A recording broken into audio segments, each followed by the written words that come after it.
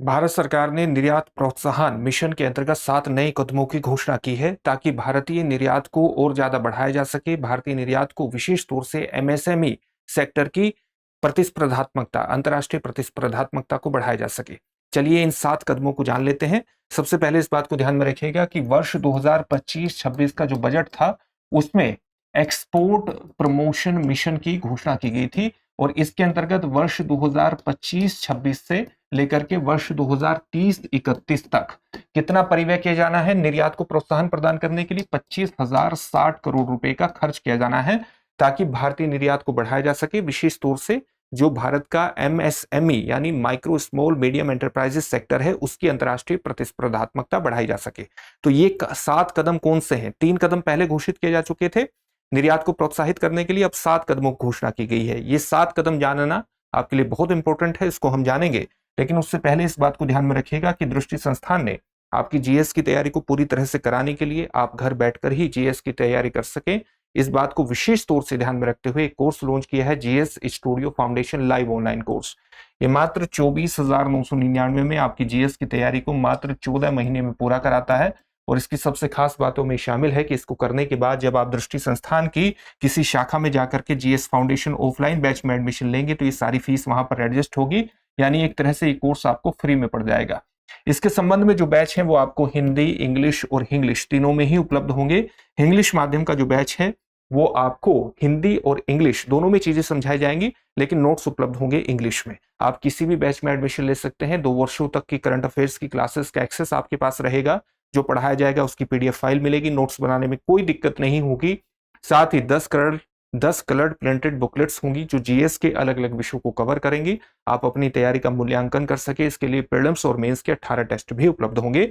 अपने आप में कंप्लीट पैकेज है। तो एडमिशन लेने के लिए अभी डिस्क्रिप्शन में दिए गए लिंक पर जाइए, अपने एडमिशन को सुनिश्चित करिए, या आप दृष्टि लर्निंग ऐप को भी डाउनलोड कर सकते हैं, यहां से भी आपका एडमिशन हो जाएगा। ठीक है। अगर आपको इस फीस पर मैक्सिमम डिस्काउंट चाहिए तो एडमिशन लेने के दौरान मनीष कोड का इस्तेमाल कर लीजिएगा मैक्सिमम डिस्काउंट के लिए। साथ ही इस फीस को आप ईएमआई पर भी जमा करा सकते हैं। किसी भी प्रकार का डाउट हो तो 8750187501 पर कॉल कर लीजिएगा।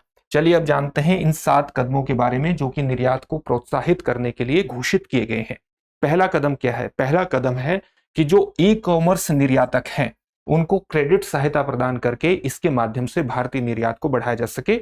ई कॉमर्स निर्यातक कौन होते हैं? जो अलग अलग प्लेटफॉर्म के माध्यम से, चाहे अमेजन प्लेटफॉर्म है, चाहे फ्लिपकार्ट का प्लेटफॉर्म है, इनके माध्यम से निर्यात करते हैं। तो इनको सहायता प्रदान करके भारतीय निर्यात को बढ़ावा देना है। वित्तीय सहायता कितनी प्रदान की जाएगी? 50 लाख रुपए तक की वित्तीय सहायता प्रदान की जाएगी। प्रमुख उद्देश्य है डिजिटल माध्यम से निर्यात करने वाले जो निर्यातक हैं उनको ब्याज अनुदान प्रदान करना, आंशिक क्रेडिट गारंटी प्रदान करना। क्रेडिट गारंटी इसमें कितनी है? अगर आप देखेंगे तो उसमें 90% तक गारंटी कवरेज प्रदान किया जाएगा। जो बैंक आप लोग लेते हैं उसका 90% तक का गारंटी कवरेज होगा। तो इसके माध्यम से ये सुविधाएं प्रदान करके कोशिश की जाएगी कि जो डिजिटली निर्यात करते हैं उनको प्रोत्साहित किया जा सके। दूसरा कदम क्या है? दूसरा कदम यह है कि जो ओवरसीज इन्वेंट्री क्रेडिट फैसिलिटी है उनका भी विस्तार किया जा सके, उनको भी प्रदान किया जा सके। इससे क्या कदम होगा कि अगर हम विदेशों में अपने निर्यात का विस्तार करना चाहते हैं, उसको फैलाना चाहते हैं, तो इसके लिए जरूरी है कि हमारे जो सामान है, हमारे जो उत्पाद हैं, उनकी डिलीवरी भी बेहतर हो, उनकी डिलीवरी तीव्र हो, तेज हो। इसके लिए जरूरी है कि हमें हमारे विदेशों में ही वेयर हाउसिंग फैसिलिटी होनी चाहिए, गोदाम होने चाहिए, इन्वेंट्री फैसिलिटी होनी चाहिए हमारा, ताकि हम अपने स्टॉक को वहां पर रख सके, तभी तो तेज आपूर्ति होगी। तो इसके अंतर्गत भी सहायता प्रदान करने की घोषणा की गई है। एक विशेष क्रेडिट फैसिलिटी की यहां पर घोषणा है। अगर आप देखेंगे तो इसमें 5 करोड़ तक की सहायता होगी और प्रति आवेदक 15 लाख रुपए तक की वार्षिक सीमा के साथ सहायता प्रदान की जाएगी। अनुदान कितना है? 2.7% का ब्याज अनुदान है और 75% का गारंटी कवरेज है। तो इससे भी निर्यात बढ़ेगा। तीसरा महत्वपूर्ण कदम क्या है? ये एमएसएमईज के लिए है, यानी माइक्रो स्मॉल मीडियम एंटरप्राइजेस के लिए है, और एक्सपोर्ट फैक्टरिंग समर्थन प्रदान किया जाएगा। इसका मतलब क्या हुआ? फैक्टरिंग समर्थन का क्या मतलब होता है? मान लिया कोई कंपनी है और वो किसी को अपना उत्पाद बेचती है, तो जो खरीदार है वो 90 दिन में कहता है कि भुगतान कर देगा। अब जो बकाया बिल है जिसको हम इनवॉइस के नाम से जानते हैं, अब ये जो कंपनी है इस इनवॉइस को किसी भी वित्तीय संस्थान या बैंक को बेच सकती है और तुरंत ये बैंक क्या करेगा, इनवॉइस के माध्यम से जब ये बेच देगी तो ये इस भुगतान को प्राप्त करेगा और तुरंत कंपनी को पूंजी उपलब्ध करा देगा। इससे कंपनी के पास जो कार्यशील पूंजी है वो आ जाएगी और वो अपने आगे के काम कर पाएगी। तो इस प्रकार से ये एक्सपोर्ट फैक्टरिंग समर्थन प्रदान करने की घोषणा की गई है और इसके अंतर्गत आप देखेंगे कि 50 लाख रुपए तक का जो वार्षिक सीमा के साथ, वार्षिक सीमा है 50 लाख रुपए प्रति एमएसएमई, उसकी सहायता प्रदान की जाएगी। ब्याज अनुदान कितना होगा, 0.3% का होगा। और इसमें विशेष रूप से जो रिजर्व बैंक ऑफ इंडिया है या international financial services centres authority है उसके द्वारा मान्यता प्राप्त संस्थानों के माध्यम से लेन देन करने वाले जो एमएसएमई सेक्टर है वही इसके अंतर्गत आएंगे। एक और कदम महत्वपूर्ण यह है कि अलग अलग देशों में जो निर्यात है उसको बढ़ाने की कोशिश की जाएगी, विशेष तौर से जहां पर भुगतान जोखिम रहता है। और भुगतान जोखिम को कवर करने के लिए अलग अलग बैंकों द्वारा एक ये लिखित आश्वासन दिया जाएगा कि अगर किसी भी कंपनी का भुगतान डूबता है या भुगतान नहीं आता है किसी बिक्री पर, तो उसका टोटल भुगतान बैंकों के माध्यम से किया जाएगा। तो इस व्यवस्था की भी शुरुआत करने की घोषणा की गई है। साथ ही एक व्यवस्था है ट्रेस यानी trade regulations accreditation and compliance enablement.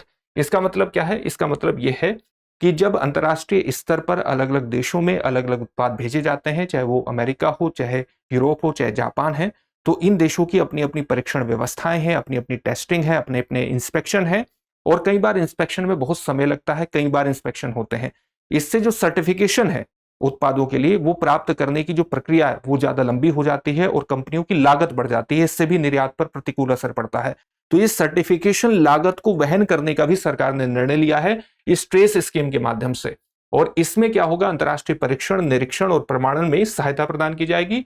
और जो निर्यात कोड होता है या निर्यात संख्या होती है जिसको हम इंपोर्ट एक्सपोर्ट कोड के नाम से जानते हैं, इस पर प्रति इंपोर्ट एक्सपोर्ट कोड पर 25 लाख रुपए तक की वार्षिक सीमा के साथ सहायता प्रदान की जाएगी।